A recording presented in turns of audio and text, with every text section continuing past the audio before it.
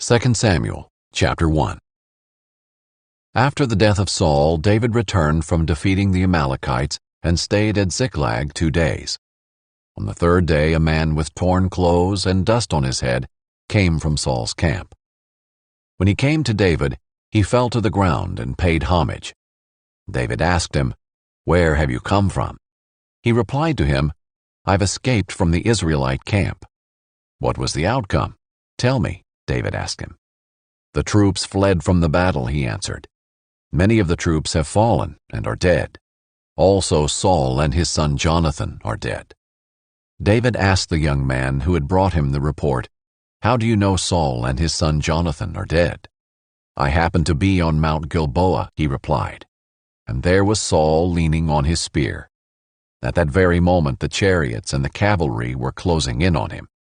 When he turned around and saw me, he called out to me, so I answered, 'I'm at your service.' He asked me, 'Who are you?' I told him, 'I'm an Amalekite.' Then he begged me, 'Stand over me and kill me, for I'm mortally wounded, but my life still lingers.' So I stood over him and killed him, because I knew that after he had fallen, he couldn't survive. I took the crown that was on his head and the armband that was on his arm, and I brought them here to my Lord." Then David took hold of his clothes and tore them, and all the men with him did the same. They mourned, wept, and fasted until the evening for those who died by the sword. For Saul, his son Jonathan, the Lord's people, and the house of Israel. David inquired of the young man who had brought him the report, "Where are you from?" "I'm the son of a resident alien," he said. "I'm an Amalekite." David questioned him, "How is it that you were not afraid to lift your hand to destroy the Lord's anointed?" Then David summoned one of his servants and said, "Come here and kill him." The servant struck him, and he died. For David had said to the Amalekite, "Your blood is on your own head, because your own mouth testified against you by saying, 'I killed the Lord's anointed.'" David sang the following lament for Saul and his son Jonathan. And he ordered that the Judahites be taught the song of the bow. It is written in the book of Jasher. "The splendor of Israel lies slain on your heights. How the mighty have fallen. Do not tell it in Gath.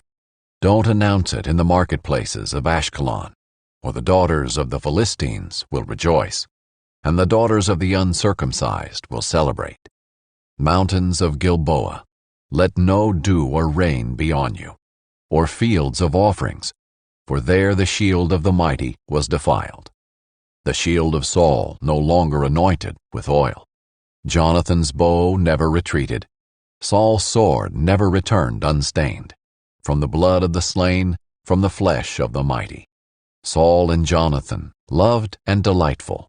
They were not parted in life or in death. They were swifter than eagles, stronger than lions. Daughters of Israel, weep for Saul, who clothed you in scarlet, with luxurious things, who decked your garments with gold ornaments. How the mighty have fallen in the thick of battle. Jonathan lies slain on your heights. I grieve for you, Jonathan, my brother. You were such a friend to me. Your love for me was more wondrous than the love of women. How the mighty have fallen, and the weapons of war have perished." Chapter 2. Some time later David inquired of the Lord, "Should I go to one of the towns of Judah?" The Lord answered him, "Go." Then David asked, "Where should I go?" "To Hebron," the Lord replied. So David went there with his 2 wives, Ahinoam the Jezreelite, and Abigail the widow of Nabal the Carmelite. In addition, David brought the men who were with him, each one with his family, and they settled in the towns near Hebron. Then the men of Judah came, and there they anointed David king over the house of Judah. They told David, it was the men of Jabesh-Gilead who buried Saul. David sent messengers to the men of Jabesh-Gilead and said to them, "The Lord bless you, because you have shown this kindness to Saul your Lord when you buried him. Now may the Lord show kindness and faithfulness to you, and I will also show the same goodness to you, because you have done this deed. Therefore be strong and valiant. For though Saul your Lord is dead, the house of Judah has anointed me king over them." Abner son of Ner, commander of Saul's army, took Saul's son Ishbosheth and moved him to Mahanaim. He made him king over Gilead, Asher, Jezreel, Ephraim, Benjamin, over all Israel. Saul's son Ishbosheth was 40 years old when he became king over Israel. He reigned for 2 years. The house of Judah, however, followed David. The length of time that David was king in Hebron over the house of Judah was 7 years and 6 months. Abner son of Ner and soldiers of Ishbosheth son of Saul marched out from Mahanaim to Gibeon. So Joab son of Jeruiah and David's soldiers marched out and met them by the pool of Gibeon. The two groups took up positions on opposite sides of the pool. Then Abner said to Joab, "Let's have the young men get up and compete in front of us." "Let them get up," Joab replied. So they got up and were counted off, 12 for Benjamin and Ishbosheth son of Saul, and 12 from David's soldiers. Then each man grabbed his opponent by the head and thrust his sword into his opponent's side, so that they all died together. So this place, which is in Gibeon, is named Field of Blades. The battle that day was extremely fierce, and Abner and the men of Israel were defeated by David's soldiers. The 3 sons of Zeruiah were there, Joab, Abishai, and Asahel. Asahel was a fast runner, like one of the wild gazelles. He chased Abner and did not turn to the right or the left in his pursuit of him. Abner glanced back and said, "Is that you, Asahel?" "Yes, it is," Asahel replied. Abner said to him, "Turn to your right or left, seize one of the young soldiers, and take whatever you can get from him." But Asahel would not stop chasing him. Once again Abner warned Asahel, "Stop chasing me. Why should I strike you to the ground?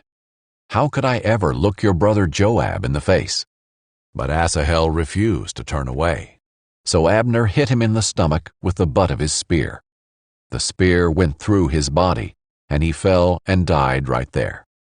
As they all came to the place where Asahel had fallen and died, they stopped. But Joab and Abishai pursued Abner. By sunset they had gone as far as the hill of Ammah, which is opposite Giah, on the way to the wilderness of Gibeon. The Benjaminites rallied to Abner. They formed a unit and took their stand on top of a hill. Then Abner called out to Joab, "Must the sword devour forever? Don't you realize this will only end in bitterness? How long before you tell the troops to stop pursuing their brothers?" "As God lives," Joab replied, "if you had not spoken up, the troops wouldn't have stopped pursuing their brothers until morning." Then Joab blew the ram's horn, and all the troops stopped. They no longer pursued Israel or continued to fight. So Abner and his men marched through the Arabah all that night. They crossed the Jordan, marched all morning, and arrived at Mahanaim. When Joab had turned back from pursuing Abner, he gathered all the troops. In addition to Asahel, 19 of David's soldiers were missing, but they had killed 360 of the Benjaminites and Abner's men. Afterward, they carried Asahel to his father's tomb in Bethlehem and buried him. Then Joab and his men marched all night and reached Hebron at dawn. Chapter 3. During the long war between the house of Saul and the house of David, David was growing stronger, and the house of Saul was becoming weaker. Sons were born to David in Hebron. His firstborn son was Amnon, by Ahinoam the Jezreelite. His second was Chileab, by Abigail, the widow of Nabal the Carmelite. The third was Absalom, son of Maacah, the daughter of King Talmai of Geshur. The fourth was Adonijah, son of Haggith. The fifth was Shephatiah, son of Abital. The sixth was Ithream, by David's wife Eglah. These were born to David in Hebron. During the war between the house of Saul and the house of David, Abner kept acquiring more power in the house of Saul. Now Saul had a concubine whose name was Rizpah, daughter of Aiah. And Ishbosheth questioned Abner, "Why did you sleep with my father's concubine?" Abner was very angry about Ishbosheth's accusation. "Am I a dog's head who belongs to Judah?" he asked. "All this time I've been loyal to the family of your father Saul, to his brothers, and to his friends, and haven't betrayed you to David. But now you accuse me of wrongdoing with this woman. May God punish Abner, and do so severely, if I don't do for David what the Lord swore to him, to transfer the kingdom from the house of Saul and establish the throne of David over Israel and Judah, from Dan to Beersheba." Ishbosheth did not dare respond to Abner, because he was afraid of him. Abner sent messengers as his representatives to say to David, "Whose land is it? Make your covenant with me, and you can be certain I am on your side to turn all Israel over to you." David replied, "Good, I will make a covenant with you. However, there's one thing I require of you. You will not see my face unless you first bring Saul's daughter Michal when you come to see me." Then David sent messengers to say to Ishbosheth, son of Saul, "Give me back my wife Michal. I was engaged to her for the price of 100 Philistine foreskins." So Ishbosheth sent someone to take her away from her husband Paltiel, son of Laish. Her husband followed her, weeping all the way to Bahurim. Abner said to him, "Go back." So he went back. Abner conferred with the elders of Israel. "In the past you wanted David to be king over you. Now take action, because the Lord has spoken concerning David. Through my servant David, I will save my people Israel from the power of the Philistines and the power of all Israel's enemies." Abner also informed the Benjaminites and went to Hebron to inform David about all that was agreed on by Israel and the whole house of Benjamin. When Abner and 20 men came to David at Hebron, David held a banquet for him and his men. Abner said to David, "Let me now go, and I will gather all Israel to my lord the king. They will make a covenant with you, and you will reign over all you desire." So David dismissed Abner, and he went in peace. Just then David's soldiers and Joab returned from a raid and brought a large amount of plundered goods with them. Abner was not with David in Hebron, because David had dismissed him, and he had gone in peace. When Joab and his whole army arrived, Joab was informed, "Abner son of Ner came to see the king." The king dismissed him, and he went in peace. Joab went to the king and said, "What have you done? Look here, Abner came to you. Why did you dismiss him? Now he's getting away.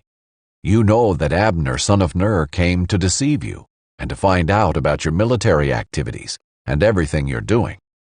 Then Joab left David and sent messengers after Abner. They brought him back from the well of Sirah, but David was unaware of it. When Abner returned to Hebron, Joab pulled him aside to the middle of the city gate, as if to speak to him privately. And there Joab stabbed him in the stomach. So Abner died in revenge for the death of Asahel, Joab's brother. David heard about it later and said, "I and my kingdom are forever innocent before the Lord concerning the blood of Abner, son of Ner. May it hang over Joab's head and his father's whole family, and may the house of Joab never be without someone who has a discharge or a skin disease, or a man who can only work a spindle, or someone who falls by the sword or starves." Joab and his brother Abishai killed Abner because he had put their brother Asahel to death in the battle at Gibeon.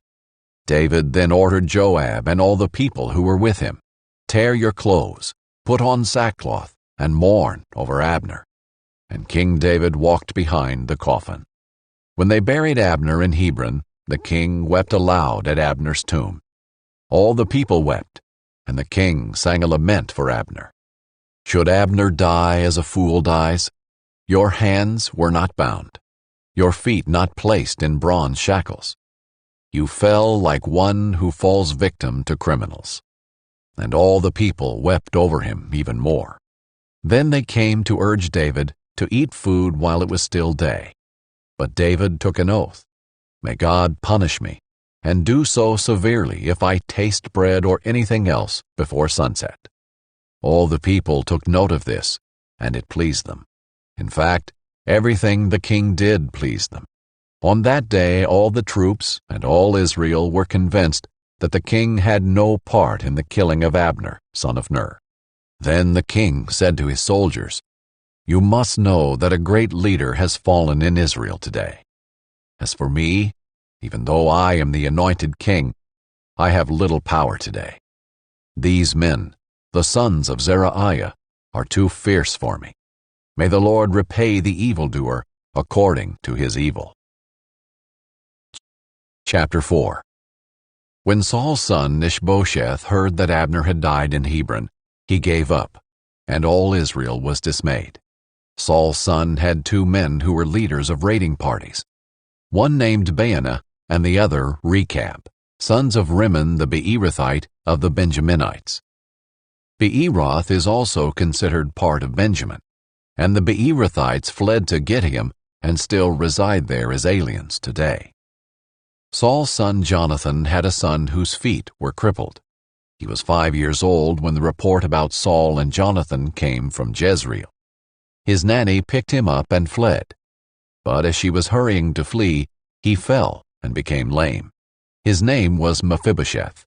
Rechab and Baanah, the sons of Rimmon the Beerothite, set out and arrived at Ishbosheth's house during the heat of the day while the king was taking his midday nap. They entered the interior of the house as if to get wheat and stabbed him in the stomach. Then Rechab and his brother Baanah escaped. They had entered the house while Ishbosheth was lying on his bed in his bedroom and stabbed and killed him. They removed his head, took it, and traveled by way of the Arabah all night. They brought Ishbosheth's head to David at Hebron and said to the king, "Here is the head of Ishbosheth, son of Saul, your enemy, who intended to take your life. Today the Lord has granted vengeance to my lord the king against Saul and his offspring." But David answered Rechab and his brother Baanah, sons of Rimmon the Beerothite, "As the Lord lives, the one who has redeemed my life from every distress when the person told me, 'Look, Saul is dead,' he thought he was a bearer of good news, but I seized him and put him to death at Ziklag. That was my reward to him for his news.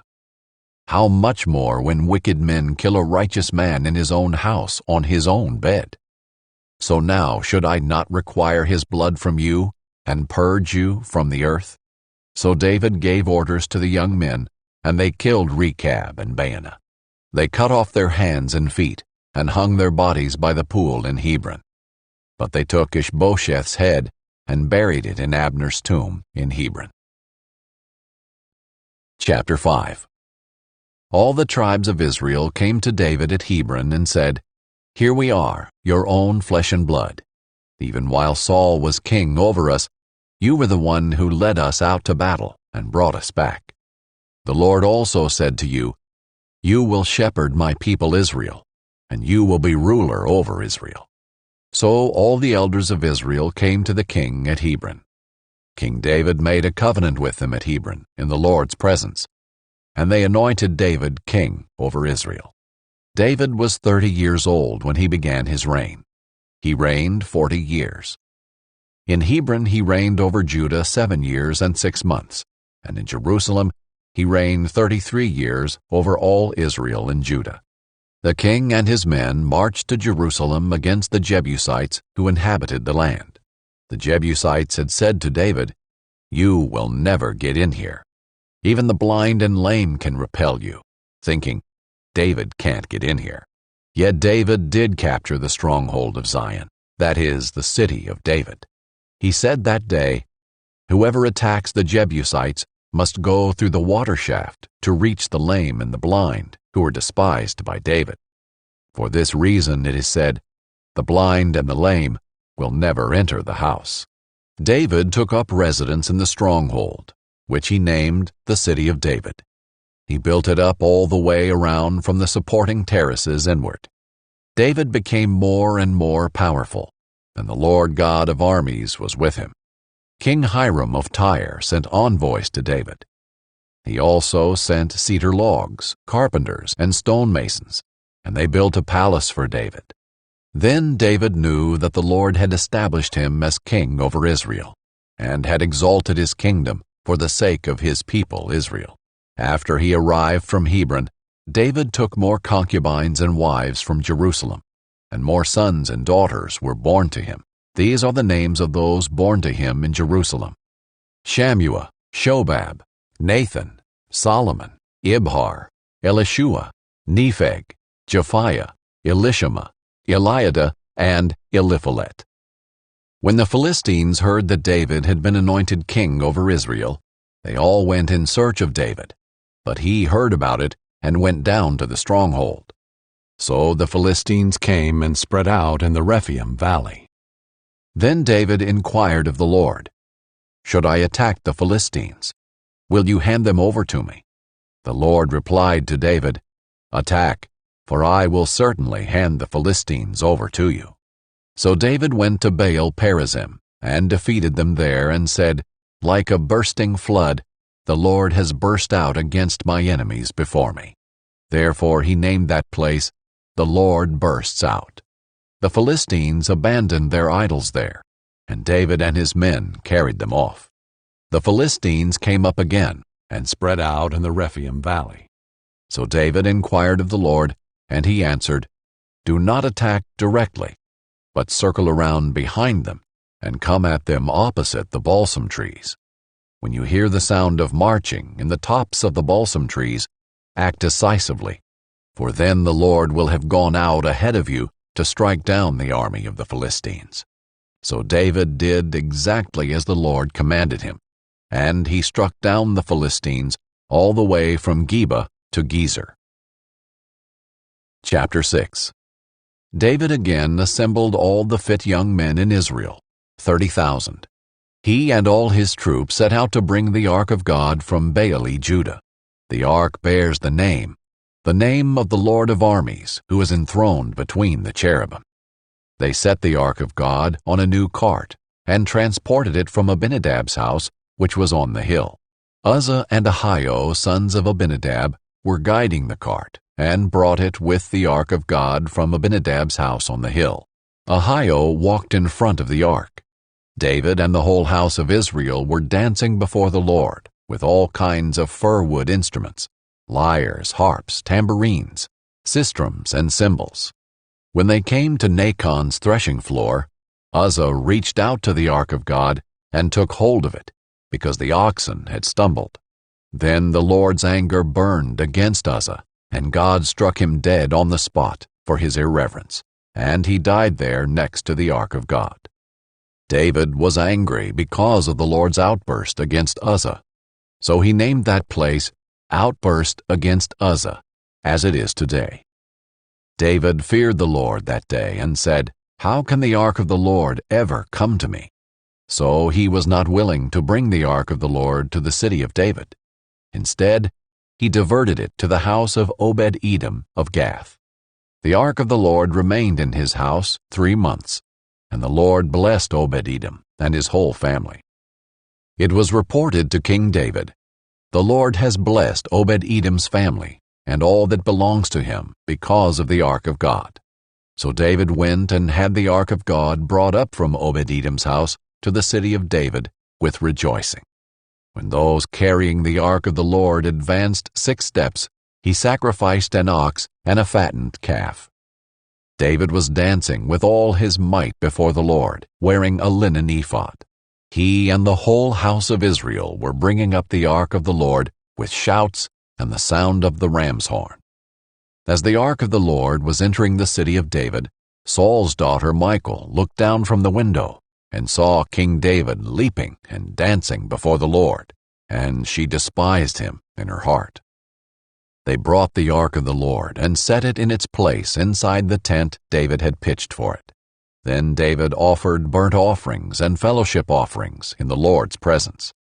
When David had finished offering the burnt offering and the fellowship offerings, he blessed the people in the name of the Lord of armies. Then he distributed a loaf of bread, a date cake, and a raisin cake to each one in the entire Israelite community, both men and women. Then all the people went home.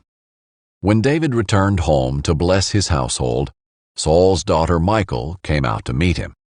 "How the king of Israel honored himself today," she said.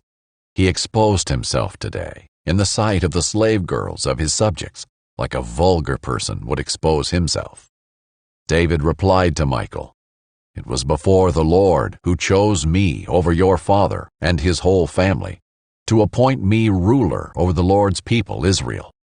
I will dance before the Lord, and I will dishonor myself and humble myself even more. However, by the slave girls you spoke about, I will be honored." And Saul's daughter Michal had no child to the day of her death. Chapter 7. When the king had settled into his palace, and the Lord had given him rest on every side from all his enemies, the king said to the prophet Nathan, "Look, I am living in a cedar house, while the ark of God sits inside tent curtains." So Nathan told the king, "Go and do all that is on your mind, for the Lord is with you." But that night the word of the Lord came to Nathan, "Go to my servant David and say, 'This is what the Lord says. Are you to build me a house to dwell in? From the time I brought the Israelites out of Egypt until today, I have not dwelt in a house. Instead, I have been moving around with a tent as my dwelling. In all my journeys with all the Israelites, have I ever spoken a word to one of the tribal leaders of Israel, whom I commanded to shepherd my people Israel, asking, 'Why haven't you built me a house of cedar?' So now this is what you are to say to my servant David. This is what the Lord of armies says. I took you from the pasture, from tending the flock, to be ruler over my people Israel. I have been with you wherever you have gone, and I have destroyed all your enemies before you. I will make a great name for you, like that of the greatest on the earth. I will designate a place for my people Israel and plant them, so that they may live there and not be disturbed again. Evildoers will not continue to oppress them, as they have done ever since the day I ordered judges to be over my people Israel.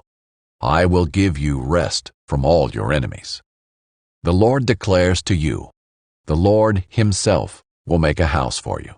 When your time comes and you rest with your ancestors, I will raise up after you your descendant, who will come from your body, and I will establish his kingdom. He is the one who will build a house for my name, and I will establish the throne of his kingdom forever. I will be his father, and he will be my son. When he does wrong, I will discipline him with a rod of men and blows from mortals. But my faithful love will never leave him, as it did when I removed it from Saul, whom I removed from before you.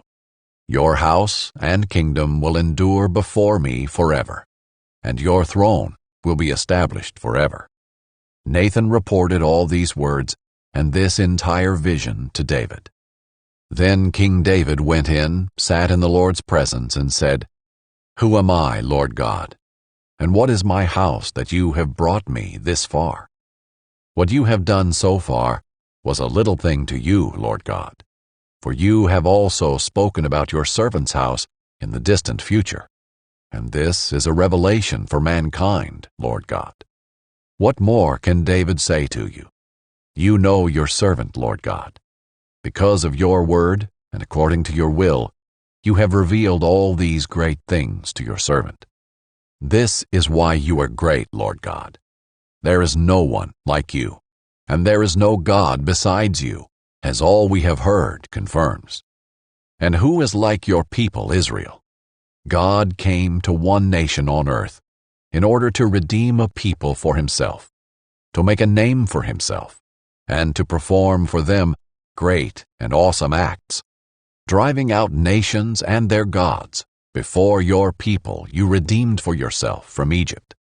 You established your people Israel to be your own people forever, and you, Lord, have become their God. Now, Lord God, fulfill the promise forever that you have made to your servant and his house. Do as you have promised, so that your name will be exalted forever when it is said, 'The Lord of armies is God over Israel.' The house of your servant David will be established before you, since you, Lord of armies, God of Israel, have revealed this to your servant when you said, I will build a house for you. Therefore, your servant has found the courage to pray this prayer to you. Lord God, you are God. Your words are true, and you have promised this good thing to your servant. Now, please, bless your servant's house, so that it will continue before you forever. For you, Lord God, have spoken, and with your blessing, your servant's house will be blessed forever. Chapter 8. After this, David defeated the Philistines, subdued them, and took Methegama from Philistine control. He also defeated the Moabites, and after making them lie down on the ground, he measured them off with a cord. He measured every 2 cord lengths of those to be put to death, and 1 full length of those to be kept alive. So the Moabites became David's subjects and brought tribute. David also defeated Hadadezer, son of Rehob, king of Zobah, when he went to restore his control at the Euphrates River. David captured 1,700 horsemen and 20,000 foot soldiers from him, and he hamstrung all the horses and kept 100 chariots. When the Arameans of Damascus came to assist King Hadadezer of Zobah, David struck down 22,000 Aramean men. Then he placed garrisons in Aram of Damascus, and the Arameans became David's subjects and paid tribute. The Lord made David victorious wherever he went. David took the gold shields of Hadadezer's officers and brought them to Jerusalem. King David also took huge quantities of bronze from Beta and Berothai, Hadadezer's cities. When King Toi of Hamath heard that David had defeated the entire army of Hadadezer, he sent his son Joram to King David to greet him and to congratulate him, because David had fought against Hadadezer and defeated him, for Toi and Hadadezer had fought many wars. Joram had items of silver, gold, and bronze with him. King David also dedicated these to the Lord, along with the silver and gold he had dedicated from all the nations he had subdued, from Edom, Moab, the Ammonites, the Philistines, the Amalekites, and the spoil of Hadadezer son of Rehob, king of Zobah. David made a reputation for himself when he returned from striking down 18,000 Edomites in Salt Valley. He placed garrisons throughout Edom, and all the Edomites were subject to David. The Lord made David victorious wherever he went. So David reigned over all Israel, administering justice and righteousness for all his people. Joab son of Zeruiah was over the army. Jehoshaphat son of Ahilud was court historian. Zadok son of Ahitub and Ahimelech son of Abiathar were priests. Sariah was court secretary. Benaiah son of Jehoiada was over the Kerethites and the Pelethites, and David's sons were chief officials. Chapter 9. David asked, "Is there anyone remaining from the family of Saul I can show kindness to for Jonathan's sake?" There was a servant of Saul's family named Ziba. They summoned him to David, and the king said to him, "Are you Ziba?" "I am your servant," he replied. So the king asked, "Is there anyone left of Saul's family that I can show the kindness of God to?" Ziba said to the king, "There is still Jonathan's son, who was injured in both feet." The king asked him, "Where is he?" Ziba answered the king, "You'll find him in Lodebar, at the house of Machir, son of Ammiel." So King David had him brought from the house of Machir, son of Ammiel, in Lodebar. Mephibosheth, son of Jonathan, son of Saul, came to David, fell face down, and paid homage. David said, "Mephibosheth." "I am your servant," he replied. "Don't be afraid," David said to him, "since I intend to show you kindness for the sake of your father Jonathan. I will restore to you all your grandfather Saul's fields, and you will always eat meals at my table."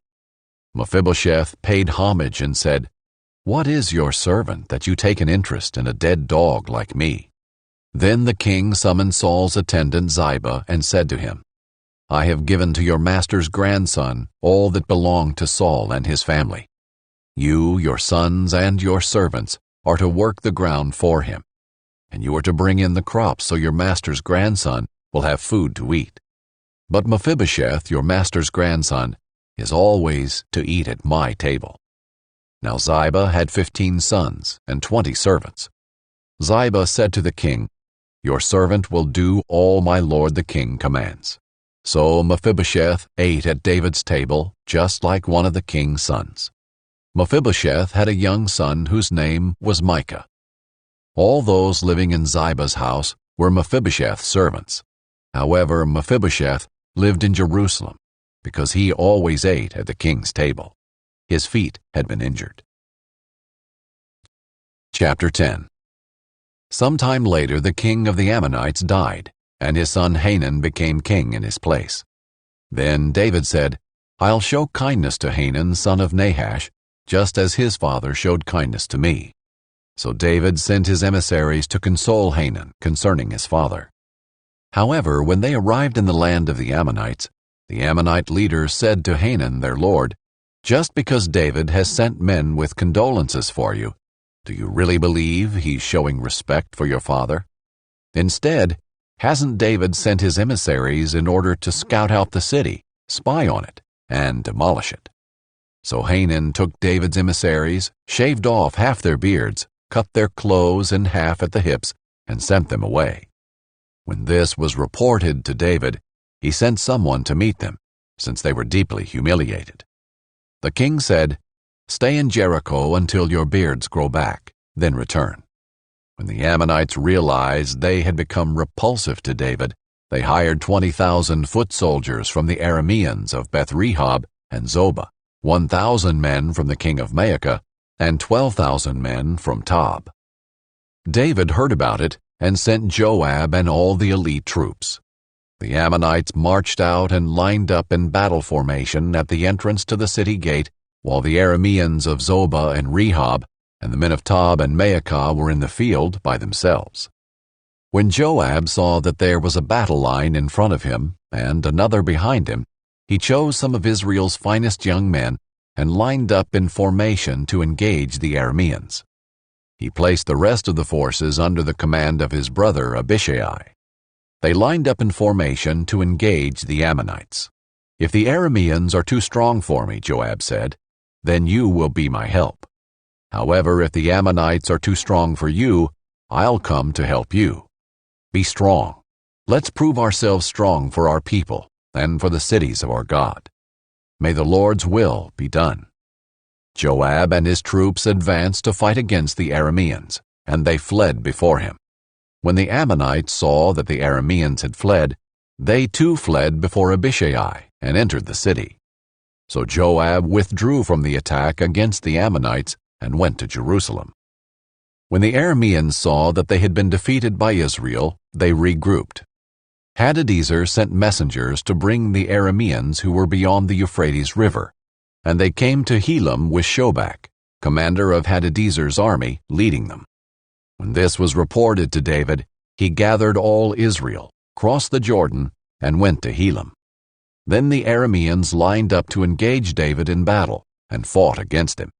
But the Arameans fled before Israel, and David killed 700 of their charioteers and 40,000 foot soldiers. He also struck down Shobach, commander of their army, who died there. When all the kings who were Hadadezer's subjects saw that they had been defeated by Israel, they made peace with Israel and became their subjects. After this, the Arameans were afraid to ever help the Ammonites again. Chapter 11. In the spring, when kings march out to war, David sent Joab with his officers and all Israel. They destroyed the Ammonites and besieged Rabbah, but David remained in Jerusalem. One evening David got up from his bed and strolled around on the roof of the palace. From the roof he saw a woman bathing, a very beautiful woman. So David sent someone to inquire about her, and he said, "Isn't this Bathsheba, daughter of Eliam and wife of Uriah the Hittite?"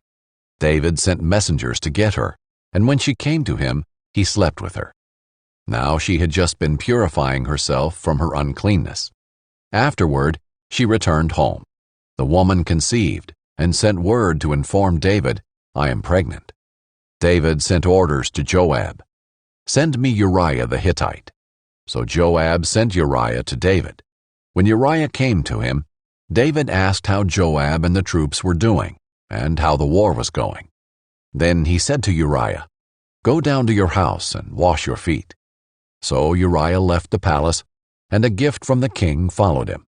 But Uriah slept at the door of the palace with all his master's servants. He did not go down to his house. When it was reported to David, Uriah didn't go home. David questioned Uriah, "Haven't you just come from a journey? Why didn't you go home?" Uriah answered David, "The ark, Israel, and Judah are dwelling in tents, and my master Joab and his soldiers are camping in the open field. How can I enter my house to eat and drink and sleep with my wife? As surely as you live and by your life, I will not do this." "Stay here today also," David said to Uriah, "and tomorrow I will send you back." So Uriah stayed in Jerusalem that day and the next. Then David invited Uriah to eat and drink with him, and David got him drunk. He went out in the evening to lie down on his cot with his master's servants, but he did not go home. The next morning David wrote a letter to Joab and sent it with Uriah.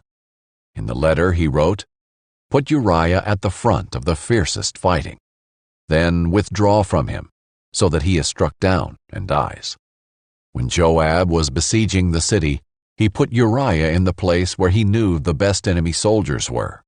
Then the men of the city came out and attacked Joab, and some of the men from David's soldiers fell in battle. Uriah the Hittite also died. Joab sent someone to report to David all the details of the battle. He commanded the messenger, "When you finish telling the king all the details of the battle, if the king's anger gets stirred up and he asks you, 'Why did you get so close to the city to fight? Didn't you realize they would shoot from the top of the wall?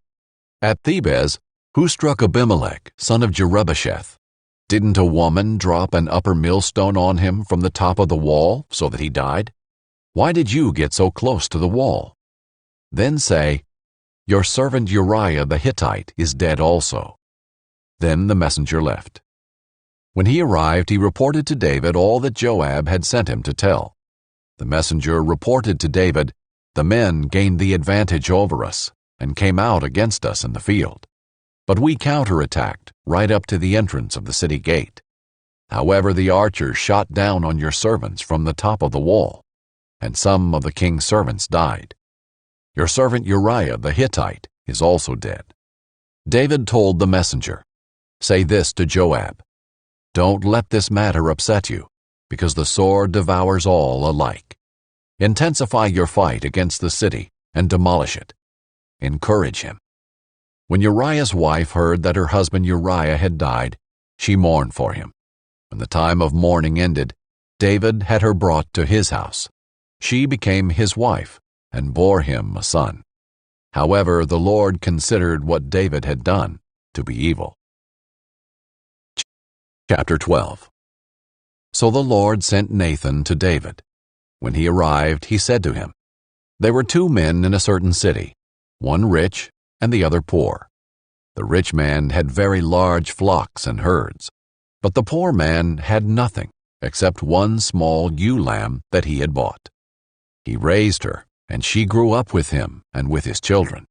From his meager food she would eat, from his cup she would drink, and in his arms she would sleep. She was like a daughter to him. Now a traveler came to the rich man, but the rich man could not bring himself to take one of his own sheep or cattle to prepare for the traveler who had come to him. Instead, he took the poor man's lamb and prepared it for his guest. David was infuriated with the man and said to Nathan, "As the Lord lives, the man who did this deserves to die. Because he has done this thing and shown no pity, he must pay 4 lambs for that lamb." Nathan replied to David, "You are the man. This is what the Lord God of Israel says. I anointed you king over Israel, and I rescued you from Saul. I gave your master's house to you, and your master's wives into your arms. And I gave you the house of Israel and Judah, and if that was not enough, I would have given you even more. Why then have you despised the Lord's command by doing what I consider evil. You struck down Uriah the Hittite with a sword, and took his wife as your own wife. You murdered him with the Ammonite sword. Now therefore the sword will never leave your house, because you despised me, and took the wife of Uriah the Hittite to be your own wife. This is what the Lord says: I'm going to bring disaster on you from your own family. I will take your wives and give them to another before your very eyes, and he will sleep with them in broad daylight. You acted in secret, but I will do this before all Israel and in broad daylight. David responded to Nathan, I have sinned against the Lord. Then Nathan replied to David, And the Lord has taken away your sin. You will not die. However, because you treated the Lord with such contempt in this matter, the son born to you will die. Then Nathan went home.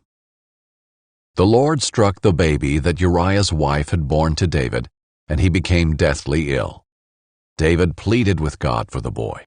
He fasted, went home, and spent the night lying on the ground. The elders of his house stood beside him to get him up from the ground, but he was unwilling and would not eat anything with them. On the seventh day, the baby died. But David's servants were afraid to tell him the baby was dead. They said, Look, while the baby was alive, we spoke to him, and he wouldn't listen to us. So how can we tell him the baby is dead? He may do something desperate. When David saw that his servants were whispering to each other, he guessed that the baby was dead.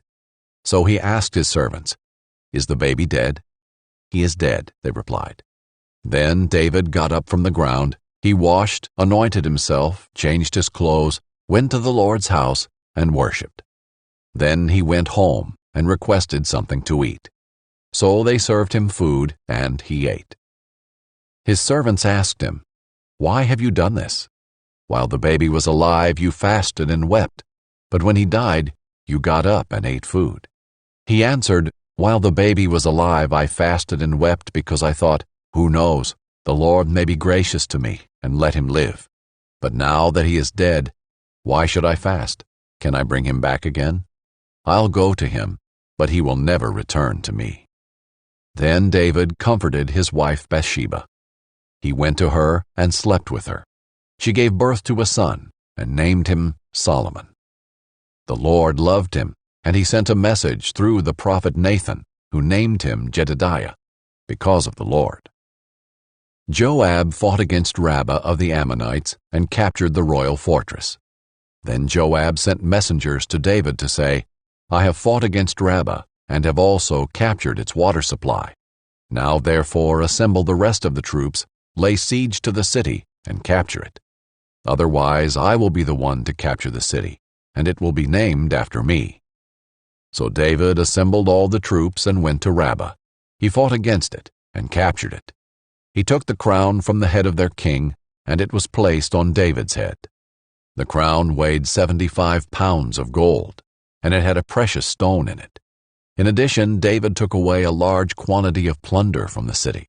He removed the people who were in the city and put them to work with saws, iron picks, and iron axes, and to labor at brickmaking. He did the same to all the Ammonite cities. Then he and all his troops returned to Jerusalem. Chapter 13. Some time passed. David's son Absalom had a beautiful sister named Tamar, and David's son Amnon was infatuated with her. Amnon was frustrated to the point of making himself sick over his sister Tamar because she was a virgin. But it seemed impossible to do anything to her. Amnon had a friend named Jonadab, a son of David's brother Shimeah. Jonadab was a very shrewd man, and he asked Amnon, Why are you, the king's son, so miserable every morning? Won't you tell me? Amnon replied, I'm in love with Tamar, my brother Absalom's sister. Jonadab said to him, Lie down on your bed and pretend you're sick. When your father comes to see you, say to him, Please let my sister Tamar come and give me something to eat. Let her prepare a meal in my presence, so I can watch and eat from her hand. So Amnon lay down and pretended to be sick. When the king came to see him, Amnon said to him, "Please let my sister Tamar come and make a couple of cakes in my presence, so I can eat from her hand." David sent word to Tamar at the palace, "Please go to your brother Amnon's house and prepare a meal for him." Then Tamar went to his house while Amnon was lying down. She took dough, kneaded it, made cakes in his presence, and baked them. She brought the pan and set it down in front of him, but he refused to eat. Amnon said, "Everyone leave me," and everyone left him. "Bring the meal to the bedroom," Amnon told Tamar, "so I can eat from your hand." Tamar took the cakes she had made and went to her brother Amnon's bedroom. When she brought them to him to eat, he grabbed her and said, "Come, sleep with me, my sister." "Don't, my brother," she cried. "Don't disgrace me, for such a thing should never be done in Israel. Don't commit this outrage. Where could I ever go with my humiliation? And you would be like one of the outrageous fools in Israel. Please speak to the king, for he won't keep me from you."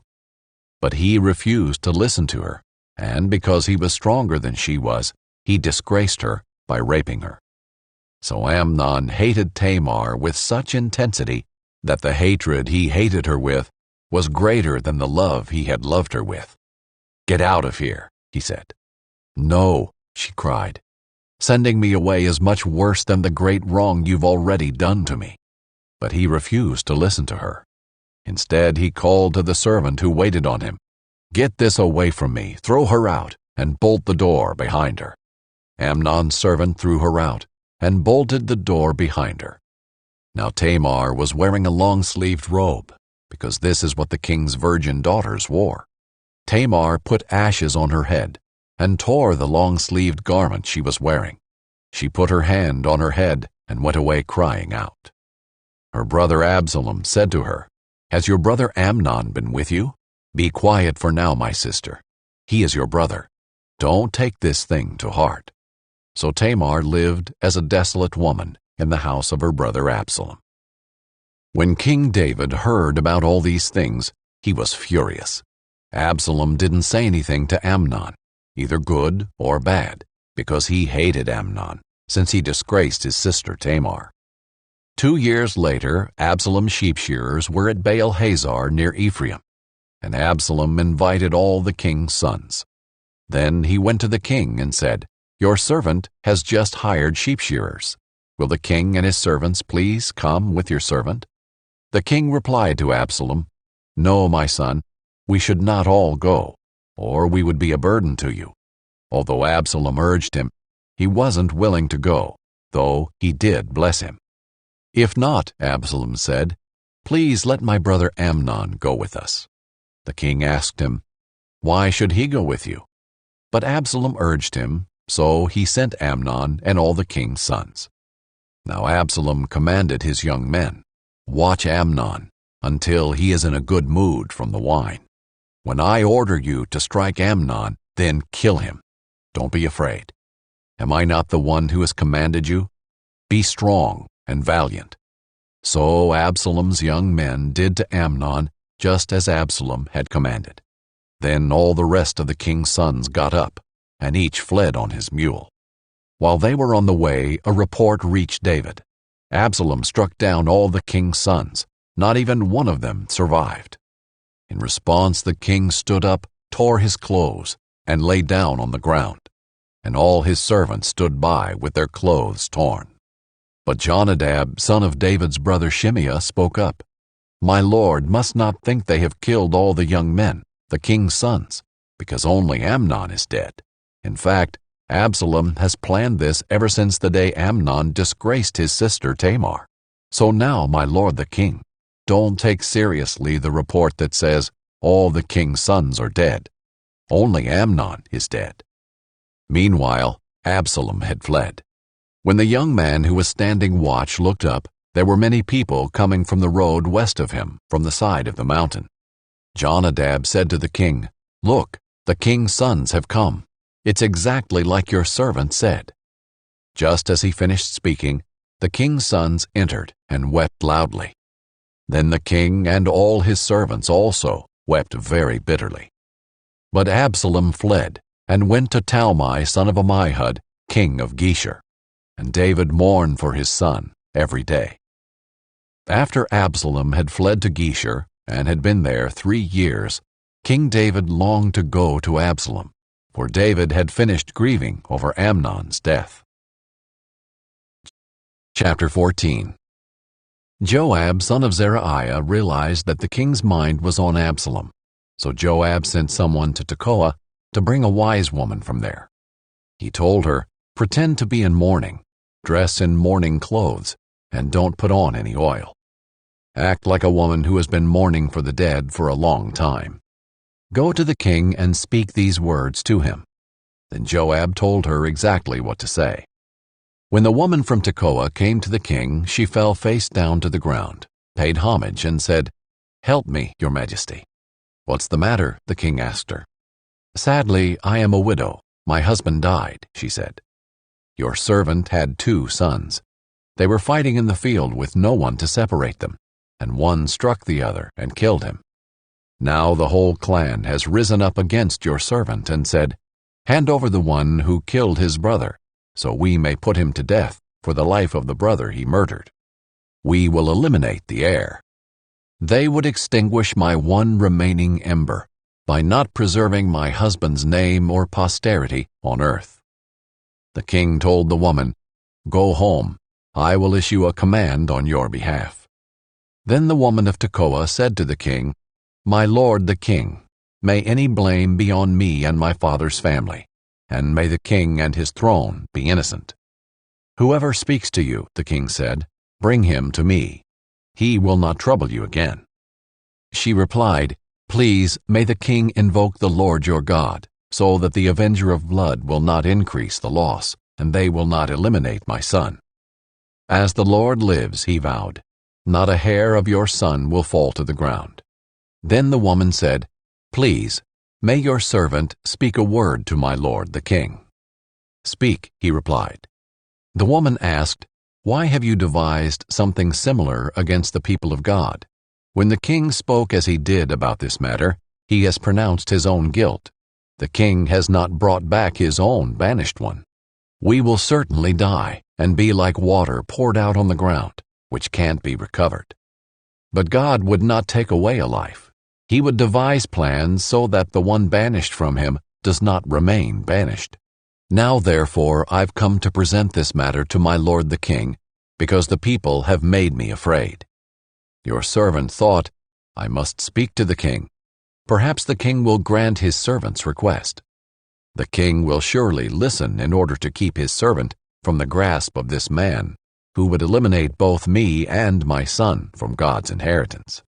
Your servant thought, may the word of my lord the king bring relief, for my lord the king is able to discern the good and the bad like the angel of God. May the Lord your God be with you."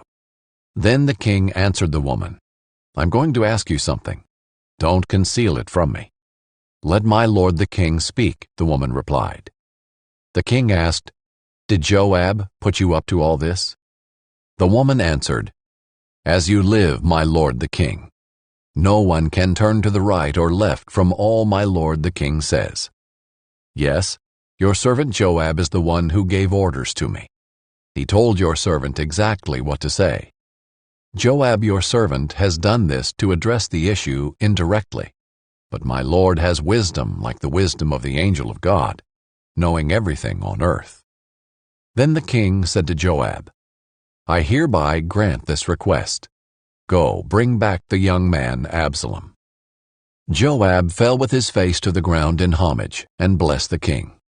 "Today," Joab said, "your servant knows I have found favor with you, my lord the king, because the king has granted the request of your servant." So Joab got up, went to Geshur, and brought Absalom to Jerusalem. However, the king added, "He may return to his house, but he may not see my face." So Absalom returned to his house, but he did not see the king. No man in all Israel was as handsome and highly praised as Absalom. From the sole of his foot to the top of his head, he did not have a single flaw. When he shaved his head, he shaved it at the end of every year, because his hair got so heavy for him that he had to shave it off. He would weigh the hair from his head, and it would be 5 pounds according to the royal standard. 3 sons were born to Absalom, and a daughter named Tamar, who was a beautiful woman. Absalom resided in Jerusalem 2 years, but never saw the king. Then Absalom sent for Joab in order to send him to the king. But Joab was unwilling to come to him. So he sent again a second time, but he still would not come. Then Absalom said to his servants, "See, Joab has a field right next to mine, and he has barley there. Go and set fire to it." So Absalom's servants set the field on fire. Then Joab came to Absalom's house and demanded, "Why did your servants set my field on fire?" "Look," Absalom explained to Joab, "I sent for you and said, 'Come here.' I want to send you to the king to ask, 'Why have I come back from Geshur? I'd be better off if I were still there. So now let me see the king. If I am guilty, let him kill me.'" Joab went to the king and told him. So David summoned Absalom, who came to the king and paid homage with his face to the ground before him. Then the king kissed Absalom. Chapter 15. After this, Absalom got himself a chariot, horses, and 50 men to run before him. He would get up early and stand beside the road leading to the city gate. Whenever anyone had a grievance to bring before the king for settlement, Absalom called out to him and asked, "What city are you from?" If he replied, "Your servant is from one of the tribes of Israel," Absalom said to him, "Look, your claims are good and right, but the king does not have anyone to listen to you." He added, "If only someone would appoint me judge in the land. Then anyone who had a grievance or dispute could come to me, and I would make sure he received justice." When a person approached to pay homage to him, Absalom reached out his hand, took hold of him, and kissed him. Absalom did this to all the Israelites who came to the king for a settlement. So Absalom stole the hearts of the men of Israel. When 4 years had passed, Absalom said to the king, "Please let me go to Hebron to fulfill a vow I made to the Lord. For your servant made a vow when I lived in Geshur at Aram, saying, 'If the Lord really brings me back to Jerusalem, I will worship the Lord in Hebron.'" "Go in peace," the king said to him. So he went to Hebron. Then Absalom sent agents throughout the tribes of Israel with this message: "When you hear the sound of the ram's horn, you are to say, 'Absalom has become king in Hebron.'" 200 men from Jerusalem went with Absalom. They had been invited and were going innocently, for they did not know the whole situation. While he was offering the sacrifices, Absalom sent for David's adviser Ahithophel the Gilonite from his city of Gilo. So the conspiracy grew strong, and the people supporting Absalom continued to increase. Then an informer came to David and reported, "The hearts of the men of Israel are with Absalom." David said to all the servants with him in Jerusalem, "Get up, we have to flee, or we will not escape from Absalom. Leave quickly, or he will overtake us quickly, heap disaster on us, and strike the city with the edge of the sword." The king's servants said to the king, "Whatever my lord the king decides, we are your servants." Then the king set out, and his entire household followed him. But he left behind 10 concubines to take care of the palace. So the king set out, and all the people followed him. They stopped at the last house while all his servants marched past him. Then all the Kerethites, the Pelethites, and the people of Gath, 600 men who came with him from there, marched past the king. The king said to Ittai of Gath, "Why are you also going with us? Go back and stay with the new king, since you're both a foreigner and an exile from your homeland. Besides, you only arrived yesterday. Should I make you wander around with us today, while I go wherever I can? Go back and take your brothers with you. May the Lord show you kindness and faithfulness." But in response, Ittai vowed to the king, "As the Lord lives, and as my lord the king lives, wherever my lord the king is, whether it means life or death, your servant will be there." "March on," David replied to Ittai. So Ittai of Gath marched past with all his men and the dependents who were with him. Everyone in the countryside was weeping loudly, while all the people were marching out of the city. As the king was crossing the Kidron Valley, all the people were marching past on the road that leads to the wilderness. Zadok was also there, and all the Levites with him were carrying the Ark of the Covenant of God. They set the Ark of God down, and Abiathar offered sacrifices until the people had finished marching past. Then the king instructed Zadok, "Return the Ark of God to the city. If I find favor with the Lord, he will bring me back and allow me to see both it and its dwelling place. However, if he should say, 'I do not delight in you,' then here I am. He can do with me whatever pleases him." The king also said to the priest Zadok, "Look, return to the city in peace, and your 2 sons with you, your son Ahimaaz and Abiathar's son Jonathan. Remember, I'll wait at the fords of the wilderness until word comes from you to inform me." So Zadok and Abiathar returned the Ark of God to Jerusalem and stayed there. David was climbing the slope of the Mount of Olives, weeping as he ascended. His head was covered, and he was walking barefoot. All of the people with him covered their heads and went up, weeping as they ascended. Then someone reported to David, "Ahithophel is among the conspirators with Absalom." "Lord," David pleaded, "please turn the counsel of Ahithophel into foolishness." When David came to the summit, where he used to worship God, Hushai the Archite was there to meet him, with his robe torn and dust on his head. David said to him, "If you go away with me, you'll be a burden to me. But if you return to the city and tell Absalom, 'I will be your servant, your majesty. Previously I was your father's servant, but now I will be your servant,' then you can counteract Ahithophel's counsel for me. Won't the priest Zadok and Abiathar be there with you? Report everything you hear from the palace to the priest Zadok and Abiathar. Take note, their 2 sons are there with them, Zadok's son Ahimaaz and Abiathar's son Jonathan. Send them to tell me everything you hear." So Hushai, David's personal advisor, entered Jerusalem just as Absalom was entering the city. Chapter 16. When David had gone a little beyond the summit, Ziba, Mephibosheth's servant, was right there to meet him. He had a pair of saddle donkeys loaded with 200 loaves of bread, 100 clusters of raisins, 100 bunches of summer fruit, and a clay jar of wine. The king said to Ziba, "Why do you have these?" Ziba answered, "The donkeys are for the king's household to ride. The bread and summer fruit are for the young men to eat, and the wine is for those to drink who become exhausted in the wilderness." "Where is your master's grandson?" the king asked. "Why, he's staying in Jerusalem," Ziba replied to the king. For he said, "Today the house of Israel will restore my grandfather's kingdom to me." The king said to Ziba, "All that belongs to Mephibosheth is now yours." "I bow before you," Ziba said. "May I find favor with you, my lord the king." When King David got to Bahurim, a man belonging to the family of the house of Saul was just coming out. His name was Shimei, son of Gera, and he was yelling curses as he approached.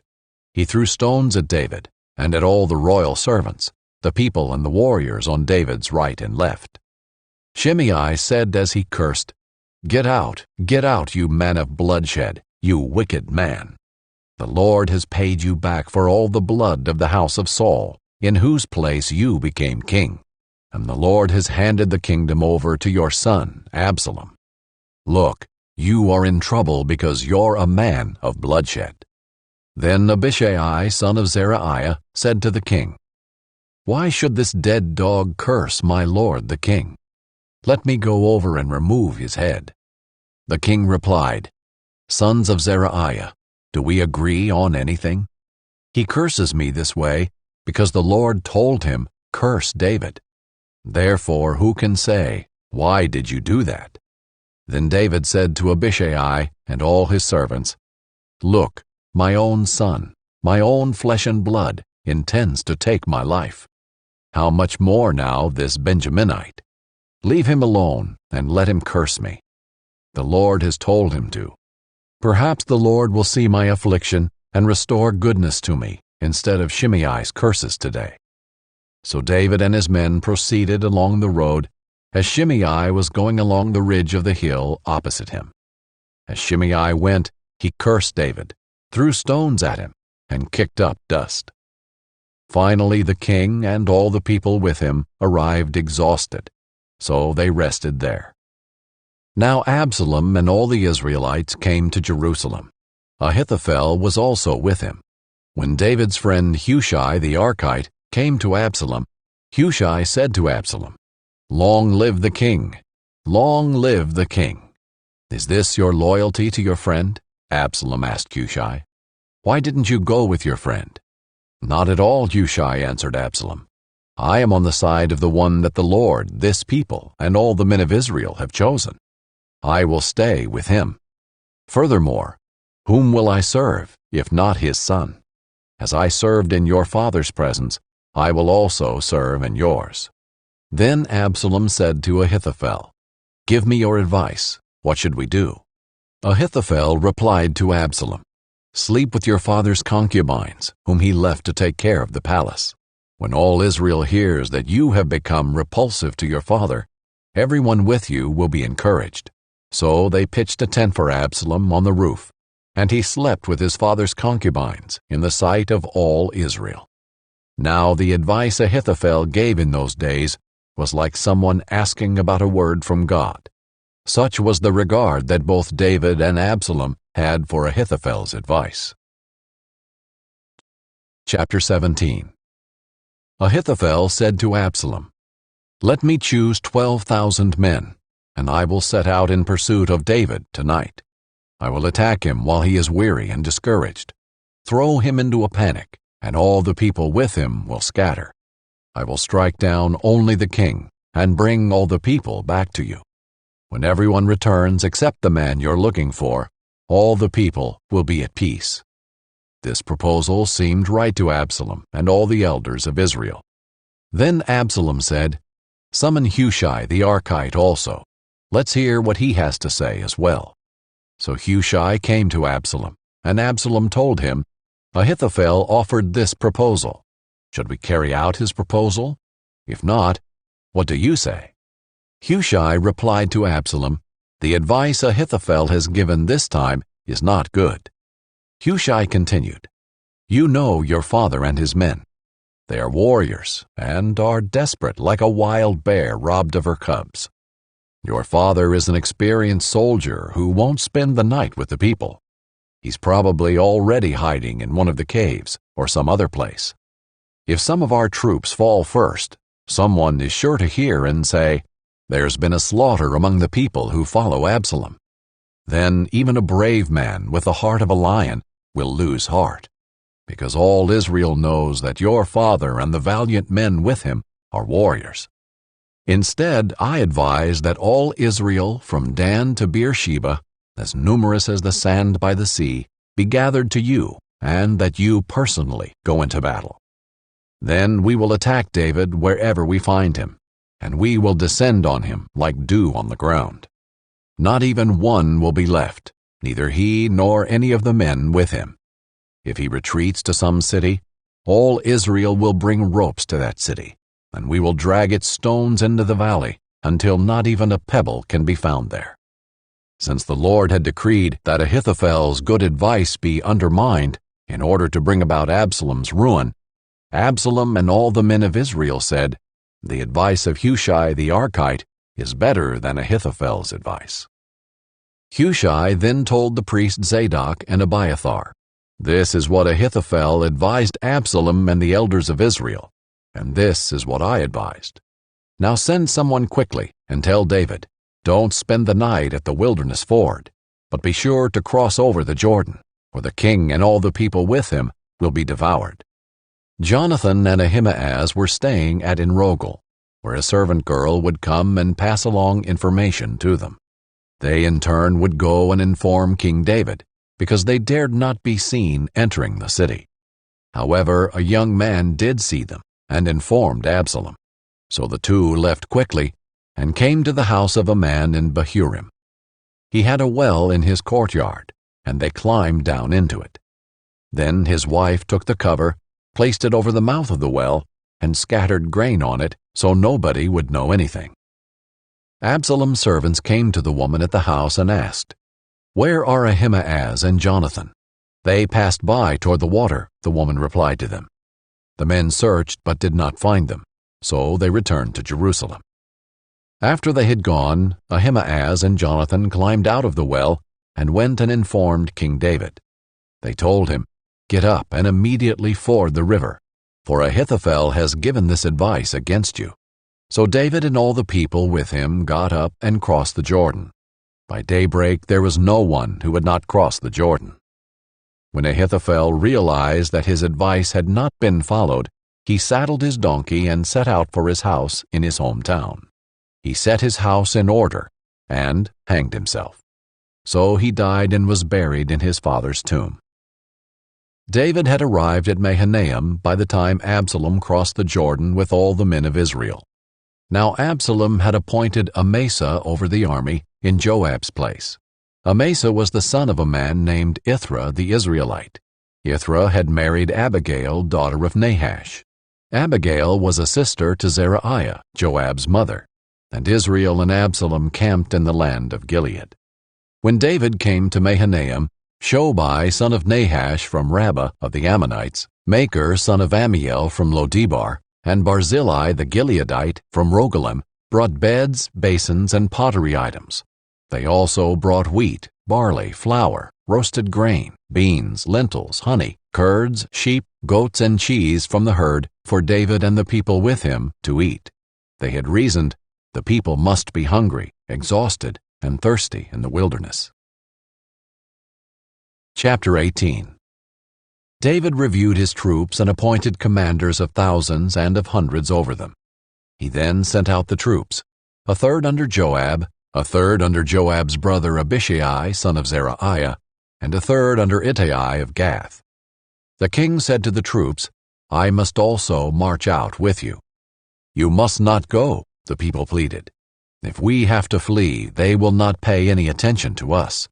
Even if half of us die, they will not pay any attention to us, because you are worth 10,000 of us. Therefore, it is better if you support us from the city." "I will do whatever you think is best," the king replied to them. So he stood beside the city gate while all the troops marched out by hundreds and thousands. The king commanded Joab, Abishai, and Ittai, "Treat the young man Absalom gently for my sake." All the people heard the king's orders to all the commanders about Absalom.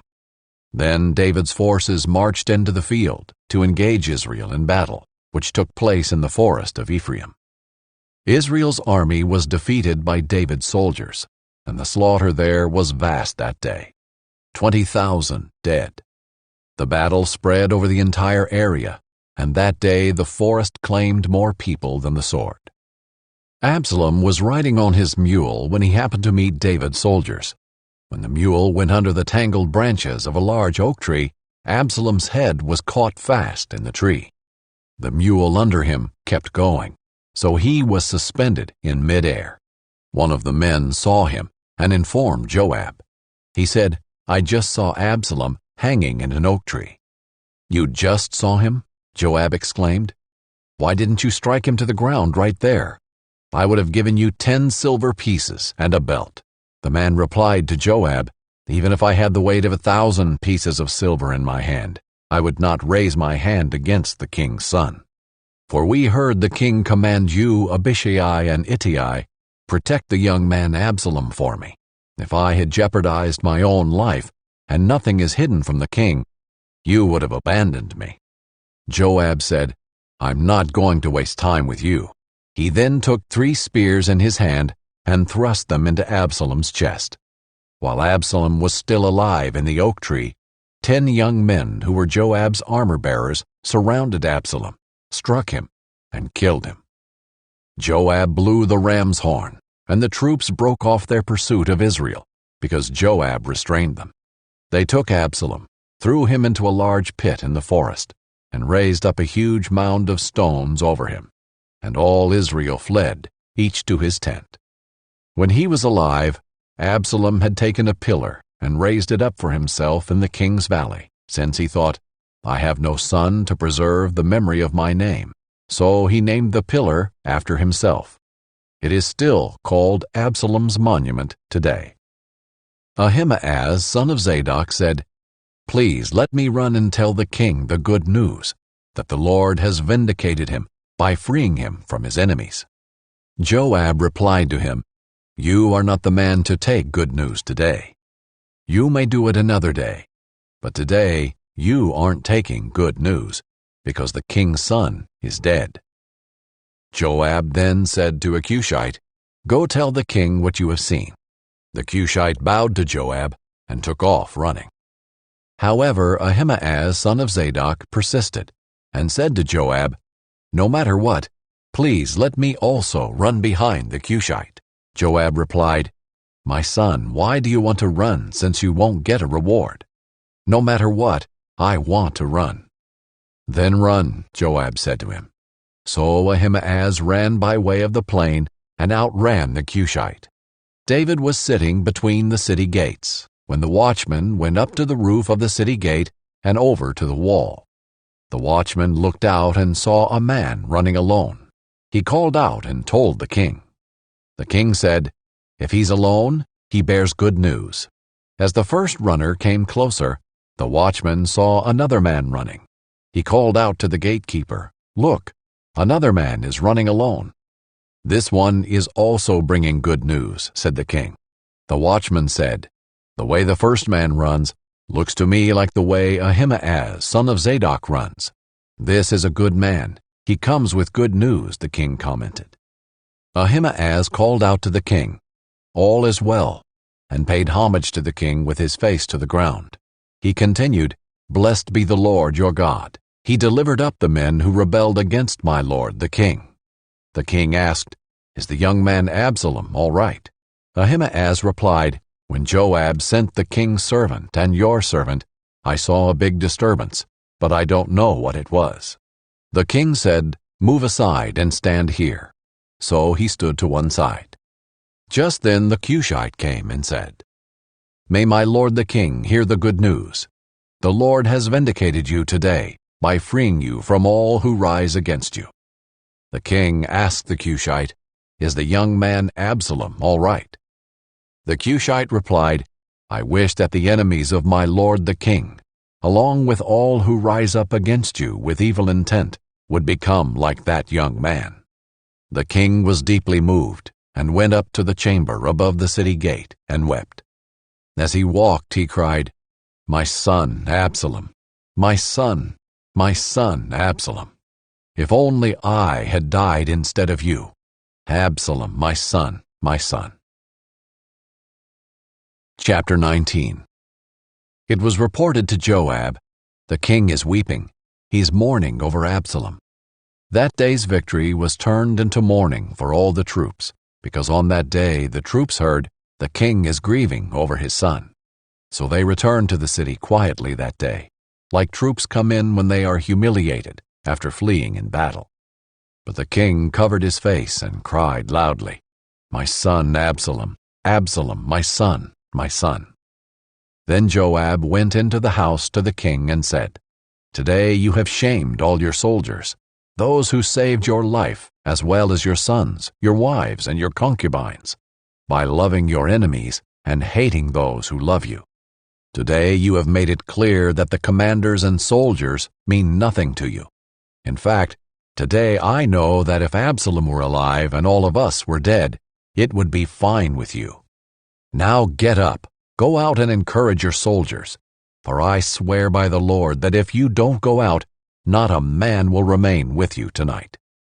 This will be worse for you than all the trouble that has come to you from your youth until now. So the king got up and sat in the city gate, and all the people were told, Look, the king is sitting in the city gate. Then they all came into the king's presence. Meanwhile, each Israelite had fled to his tent. People throughout all the tribes of Israel were arguing among themselves, saying, The king rescued us from the grasp of our enemies, and he saved us from the grasp of the Philistines. But now he has fled from the land because of Absalom. But Absalom, the man we anointed over us, has died in battle. So why do you say nothing about restoring the king?" King David sent word to the priests Zadok and Abiathar, "Say to the elders of Judah, why should you be the last to restore the king to his palace? The talk of all Israel has reached the king at his house. You are my brothers, my flesh and blood. So why should you be the last to restore the king? And tell Amasa, aren't you my flesh and blood? May God punish me, and do so severely, if you don't become commander of my army from now on instead of Joab." So he won over all the men of Judah, and they unanimously sent word to the king, "Come back, you and all your servants." Then the king returned. When he arrived at the Jordan, Judah came to Gilgal to meet the king and escort him across the Jordan. Shimei, son of Gera, the Benjaminite from Bahurim, hurried down with the men of Judah to meet King David. There were 1,000 men from Benjamin with him. Ziba, an attendant from the house of Saul, with his 15 sons and 20 servants, also rushed down to the Jordan ahead of the king.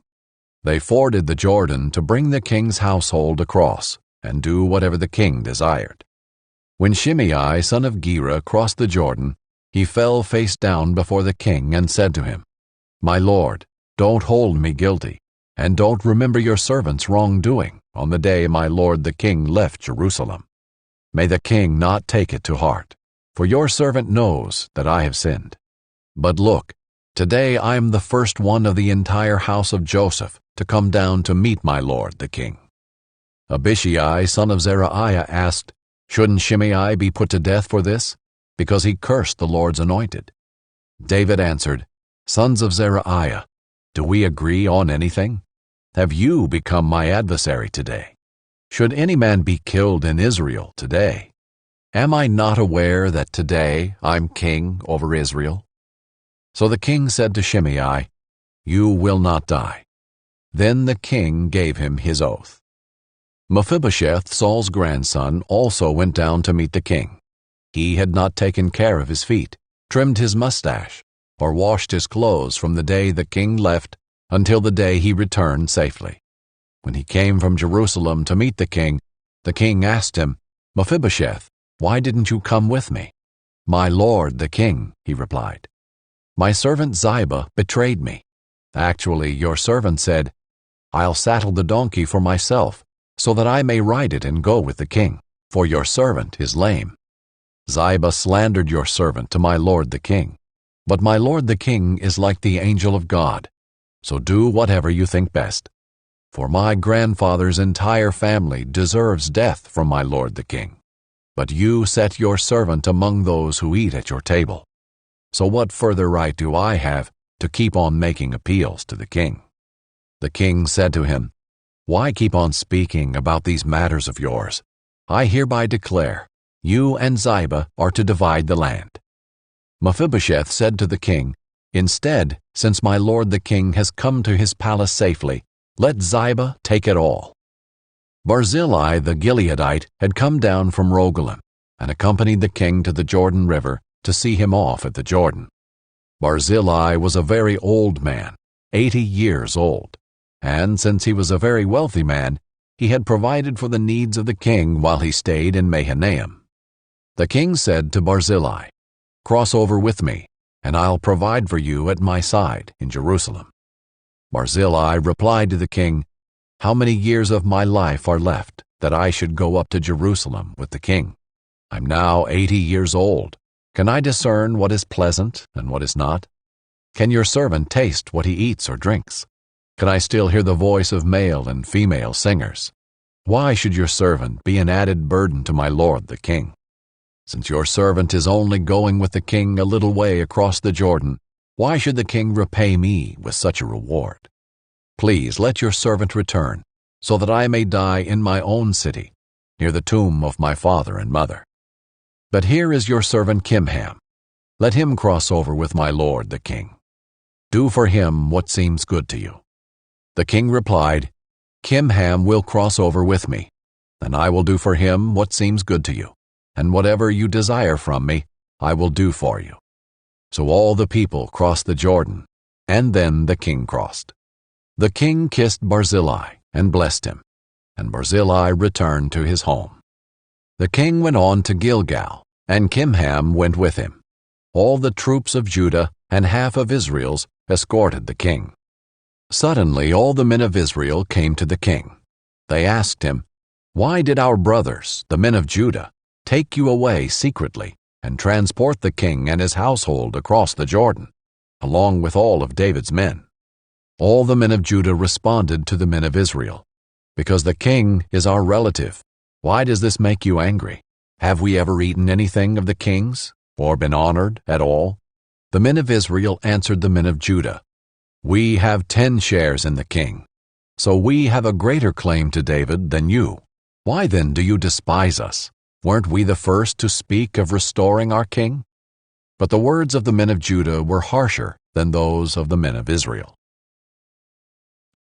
Chapter 20. Now a wicked man, a Benjaminite named Sheba, son of Bichri, happened to be there.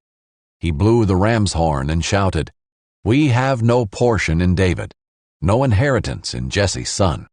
Each man to his tent, Israel." So all the men of Israel deserted David and followed Sheba, son of Bichri. But the men of Judah from the Jordan all the way to Jerusalem remained loyal to their king. When David came to his palace in Jerusalem, he took the 10 concubines he had left to take care of the palace and placed them under guard. He provided for them, but he was not intimate with them. They were confined until the day of their death, living as widows. The king said to Amasa, "Summon the men of Judah to me within 3 days, and be here yourself." Amasa went to summon Judah, but he took longer than the time allotted him. So David said to Abishai, "Sheba, son of Bichri, will do more harm to us than Absalom. Take your lord's soldiers and pursue him, or he will find fortified cities and elude us." So Joab's men, the Kerethites, the Pelethites, and all the warriors marched out under Abishai's command. They left Jerusalem to pursue Sheba, son of Bichri. They were at the great stone in Gibeon when Amasa joined them. Joab was wearing his uniform, and over it was a belt around his waist with a sword in its sheath. As he approached, the sword fell out. Joab asked Amasa, "Are you well, my brother?" Then with his right hand Joab grabbed Amasa by the beard to kiss him. Amasa was not on guard against the sword in Joab's hand, and Joab stabbed him in the stomach with it, and spilled his intestines out on the ground. Joab did not stab him again, and Amasa died. Joab and his brother Abishai pursued Sheba, son of Bichri. One of Joab's young men had stood over Amasa, saying, "Whoever favors Joab, and whoever is for David, follow Joab." Now Amasa had been writhing in his blood in the middle of the highway, and the man had seen that all the troops stopped. So he moved Amasa from the highway to the field, and threw a garment over him, because he realized that all those who encountered Amasa were stopping. When he was removed from the highway, all the men passed by, and followed Joab to pursue Sheba, son of Bichri. Sheba passed through all the tribes of Israel to Abel of Bethmaachah. All the Berites came together and followed him. Joab's troops came and besieged Sheba in Abel of Bethmaachah. They built a siege ramp against the outer wall of the city. While all the troops with Joab were battering the wall to make it collapse, a wise woman called out from the city, "Listen, listen! Please tell Joab to come here and let me speak with him." When he had come near her, the woman asked, "Are you Joab?" "I am," he replied. "Listen to the words of your servant," she said to him. He answered, "I'm listening."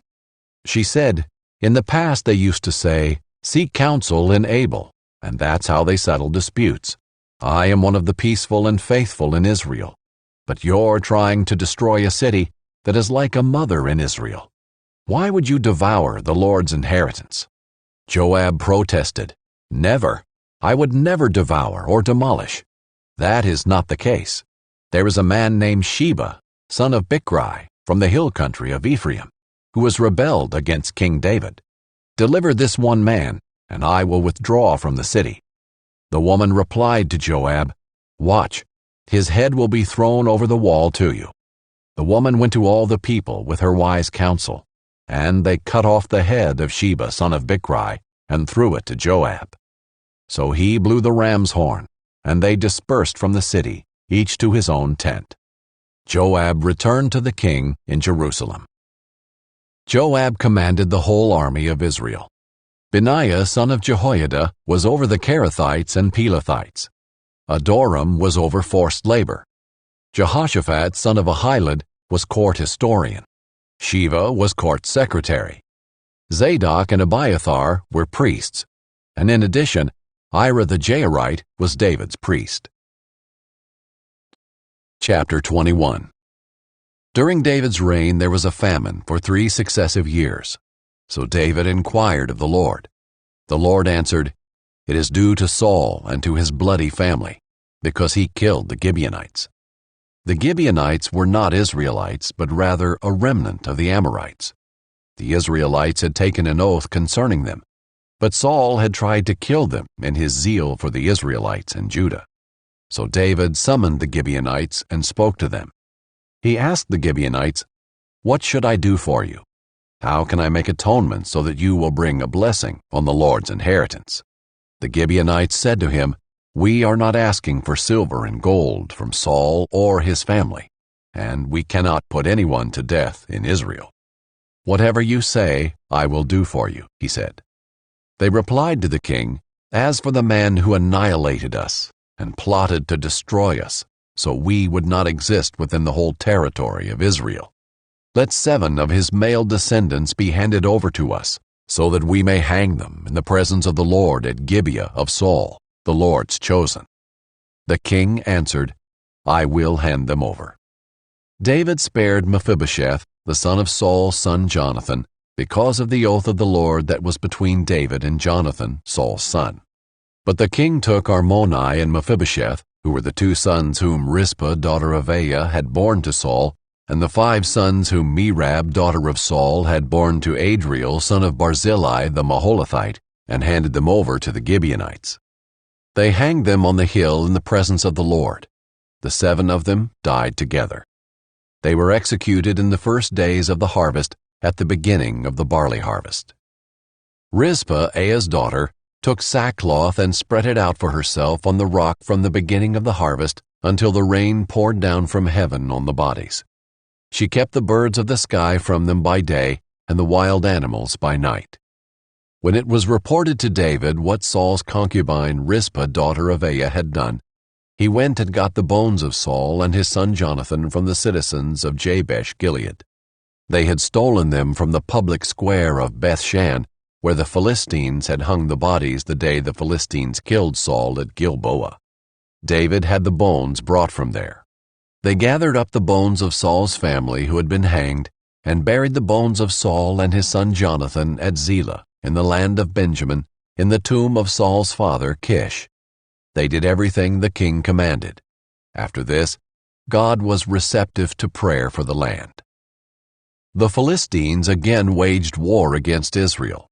David went down with his soldiers, and they fought the Philistines, but David became exhausted. Then Ishbi-Benob, one of the descendants of the giant, whose bronze spear weighed about 8 pounds and who wore new armor, intended to kill David. But Abishai, son of Zeruiah, came to his aid, struck the Philistine, and killed him. Then David's men swore to him, "You must never again go out with us to battle. You must not extinguish the lamp of Israel." After this there was another battle with the Philistines at Gob. At that time Sibbecai the Hushathite killed Saph, who was one of the descendants of the giant. Once again there was a battle with the Philistines at Gob, and Elhanan son of Jair-Aragim the Bethlehemite killed Goliath of Gath. The shaft of his spear was like a weaver's beam. At Gath there was still another battle. A huge man was there, with 6 fingers on each hand, and 6 toes on each foot, 24 in all. He too was descended from the giant. When he taunted Israel, Jonathan, son of David's brother Shimei, killed him. These 4 were descended from the giant in Gath, and were killed by David and his soldiers. Chapter 22. David spoke the words of this song to the Lord on the day the Lord rescued him from the grasp of all his enemies and from the grasp of Saul. He said, "The Lord is my rock, my fortress, and my deliverer, my God, my rock where I seek refuge, my shield, the horn of my salvation, my stronghold, my refuge, and my Savior. You save me from violence. I called to the Lord, who is worthy of praise, and I was saved from my enemies. For the waves of death engulfed me, the torrents of destruction terrified me, the ropes of Sheol entangled me, the snares of death confronted me. I called to the Lord in my distress. I called to my God. From his temple he heard my voice, and my cry for help reached his ears. Then the earth shook and quaked. The foundations of the heavens trembled. They shook because he burned with anger. Smoke rose from his nostrils, and consuming fire came from his mouth. Coals were set ablaze by it. He bent the heavens and came down, total darkness beneath his feet. He rode on a cherub and flew, soaring on the wings of the wind. He made darkness a canopy around him, a gathering of water and thick clouds. From the radiance of his presence, blazing coals were ignited. The Lord thundered from heaven. The Most High made his voice heard. He shot arrows and scattered them. He hurled lightning bolts and routed them. The depths of the sea became visible. The foundations of the world were exposed at the rebuke of the Lord, at the blast of the breath of his nostrils. He reached down from on high and took hold of me. He pulled me out of deep water. He rescued me from my powerful enemy and from those who hated me, for they were too strong for me. They confronted me in the day of my calamity, but the Lord was my support. He brought me out to a spacious place. He rescued me because he delighted in me. The Lord rewarded me according to my righteousness. He repaid me according to the cleanness of my hands. For I have kept the ways of the Lord, and have not turned from my God to wickedness. Indeed, I let all his ordinances guide me, and have not disregarded his statutes. I was blameless before him, and kept myself from my iniquity. So the Lord repaid me according to my righteousness, according to my cleanness in his sight. With the faithful, you prove yourself faithful. With the blameless, you prove yourself blameless. With the pure, you prove yourself pure. But with the crooked, you prove yourself shrewd. You rescue an oppressed people, but your eyes are set against the proud. You humble them. Lord, you are my lamp. The Lord illuminates my darkness. With you I can attack a barricade, and with my God I can leap over a wall. God, his way is perfect. The word of the Lord is pure. He is a shield to all who take refuge in him. For who is God besides the Lord? And who is a rock? Only our God. God is my strong refuge. He makes my way perfect. He makes my feet like the feet of a deer, and sets me securely on the heights. He trains my hands for war.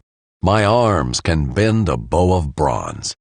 You have given me the shield of your salvation. Your help exalts me. You make a spacious place beneath me for my steps, and my ankles do not give way.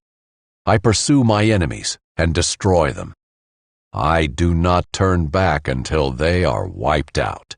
I wipe them out and crush them, and they do not rise. They fall beneath my feet. You have clothed me with strength for battle. You subdue my adversaries beneath me. You have made my enemies retreat before me. I annihilate those who hate me. They look, but there is no one to save them. They look to the Lord, but he does not answer them. I pulverize them like dust of the earth. I crush them and trample them like mud in the streets. You have freed me from the feuds among my people. You have preserved me as head of nations. A people I had not known serve me. Foreigners submit to me, cringing. As soon as they hear, they obey me. Foreigners lose heart and come trembling from their fortifications. The Lord lives. Blessed be my rock. God, the rock of my salvation, is exalted. God, He grants me vengeance and casts down peoples under me. He frees me from my enemies. You exalt me above my adversaries. You rescue me from violent men. Therefore, I will give thanks to you among the nations, Lord. I will sing praises about your name. He is a tower of salvation for his king. He shows loyalty to his anointed, to David, and his descendants forever. Chapter 23. These are the last words of David. The declaration of David, son of Jesse. The declaration of the man raised on high, the one anointed by the God of Jacob. This is the most delightful of Israel's songs. The Spirit of the Lord spoke through me.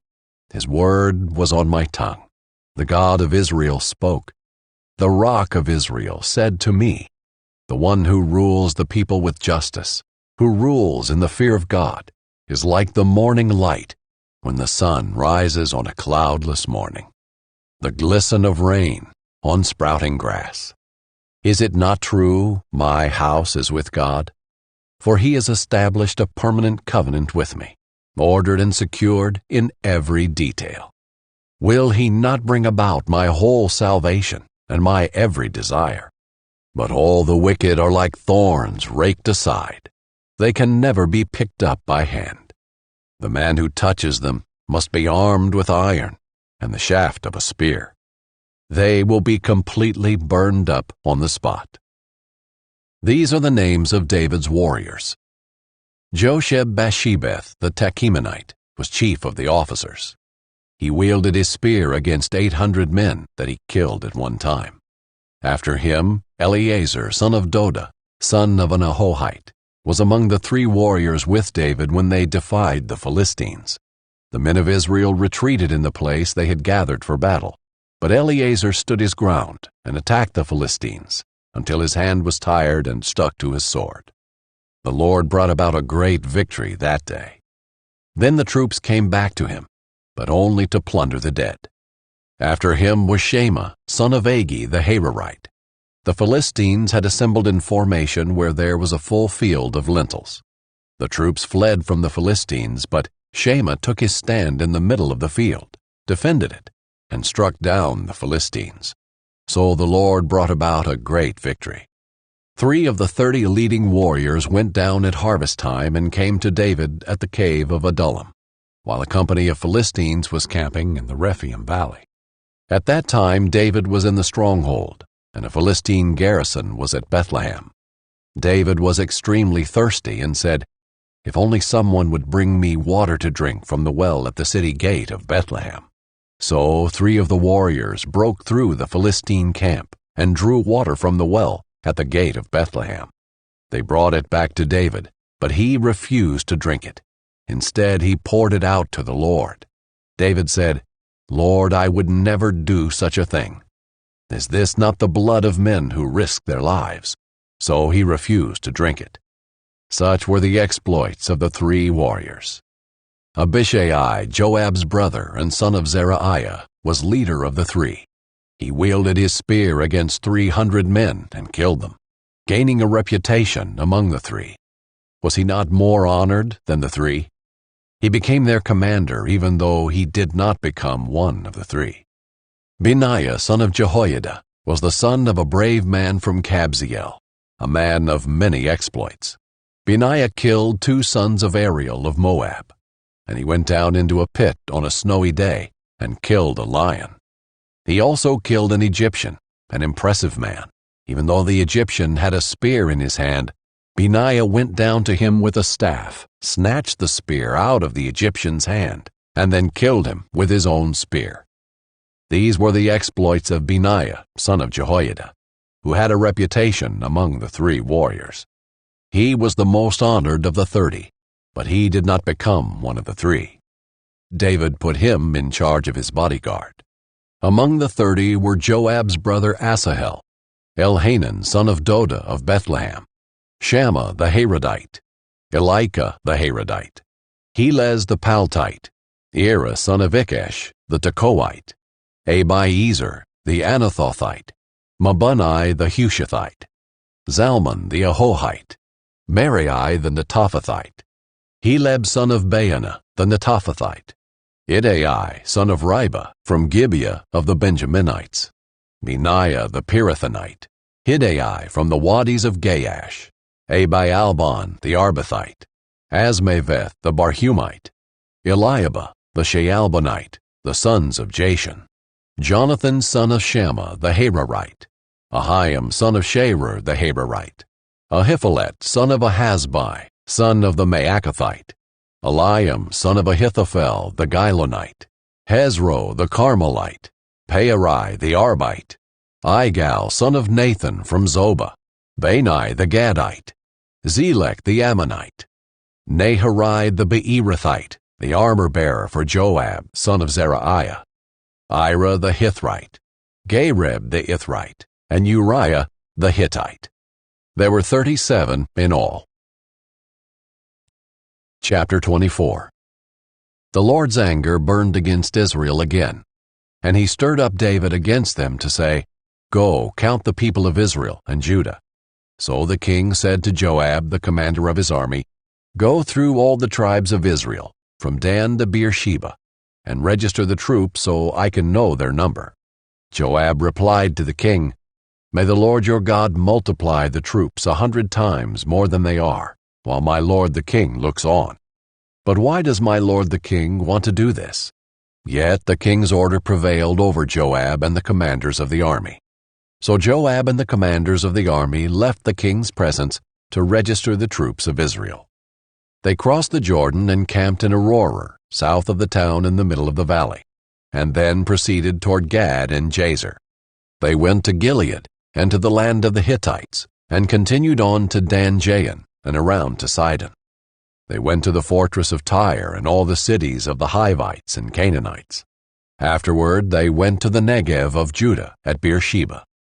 When they had gone through the whole land, they returned to Jerusalem at the end of 9 months and 20 days. Joab gave the king the total of the registration of the troops. There were 800,000 valiant armed men from Israel, and 500,000 men from Judah. David's conscience troubled him after he had taken a census of the troops. He said to the Lord, "I have sinned greatly in what I've done. Now, Lord, because I've been very foolish, please take away your servant's guilt." When David got up in the morning, the word of the Lord had come to the prophet Gad, David's seer. "Go and say to David, 'This is what the Lord says. I am offering you 3 choices. Choose one of them, and I will do it to you.'" So Gad went to David, told him the choices, and asked him, "Do you want 3 years of famine to come on your land? To flee from your foes 3 months while they pursue you? Or to have a plague in your land 3 days? Now consider carefully what answer I should take back to the one who sent me." David answered Gad, "I have great anxiety. Please let us fall into the Lord's hands, because his mercies are great. But don't let me fall into human hands." So the Lord sent a plague on Israel from that morning until the appointed time, and from Dan to Beersheba 70,000 men died. Then the angel extended his hand toward Jerusalem to destroy it. But the Lord relented concerning the destruction, and said to the angel who was destroying the people, "Enough, withdraw your hand now." The angel of the Lord was then at the threshing floor of Araunah the Jebusite. When David saw the angel striking the people, he said to the Lord, "Look, I am the one who has sinned. I am the one who has done wrong. But these sheep, what have they done? Please let your hand be against me and my father's family." Gad came to David that day and said to him, "Go up and set up an altar to the Lord on the threshing floor of Araunah the Jebusite." David went up in obedience to Gad's command, just as the Lord had commanded. Araunah looked down and saw the king and his servants coming toward him, So he went out and paid homage to the king, with his face to the ground. Araunah said, "Why has my lord the king come to his servant?" David replied, "To buy the threshing floor from you, in order to build an altar to the Lord, so the plague on the people may be halted." Araunah said to David, "My lord the king may take whatever he wants and offer it. Here are the oxen for a burnt offering, and the threshing sledges and ox yokes for the wood. Your majesty Araunah gives everything here to the king." Then he said to the king, "May the Lord your God accept you." The king answered Araunah, "No, I insist on buying it from you for a price, for I will not offer to the Lord my God burnt offerings that cost me nothing." David bought the threshing floor and the oxen for 20 ounces of silver. He built an altar to the Lord there, and offered burnt offerings and fellowship offerings. Then the Lord was receptive to prayer for the land, and the plague on Israel ended.